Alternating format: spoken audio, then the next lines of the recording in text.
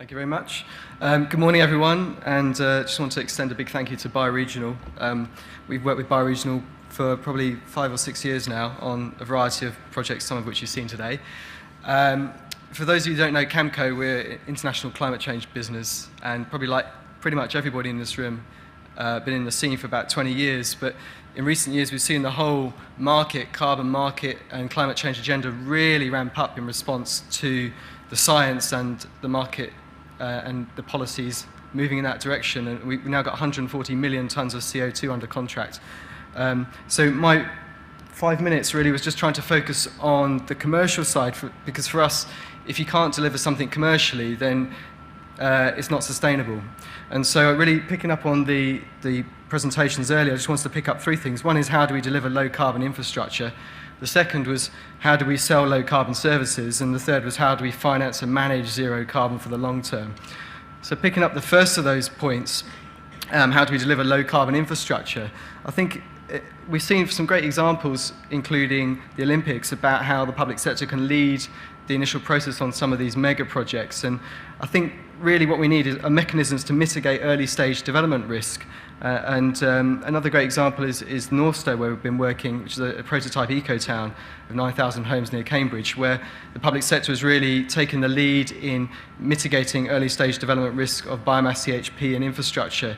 But we'll get a return on that, because they'll take an equity stake in the special purpose vehicle that we're establishing that will own and operate the CHP and district heating. And so doing that, they'll get at least 50% carbon savings, if not zero carbon. The second point was about how we deliver low carbon services in the long term, and I do think the ESCO model is really fantastic and has got a great opportunity once the market has matured and people understand it, but it is hellishly complex.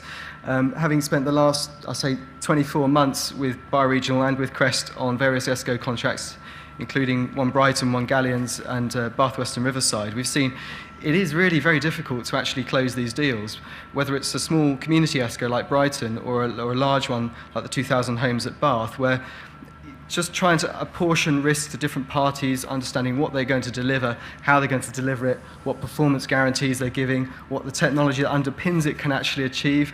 It does take a lot of time and effort, but it is worth persevering. And I think Bath West and Riverside was quite a nice example, which we think was the largest residential-led energy services contract to be closed in the UK. So well done to Crest.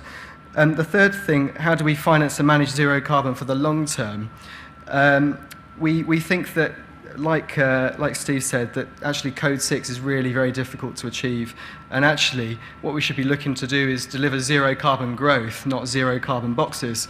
And therefore, zero carbon growth should take a much more pragmatic approach to looking at perhaps regional or sub-regional or local energy infrastructure, whether it's a local wind park or a biomass CHP or something else. And therefore, we probably need funding mechanisms surrounding that, new carbon investment funds to deliver zero carbon infrastructure, perhaps new rules and additionality to make sure that we're actually delivering something more than the renewables obligation.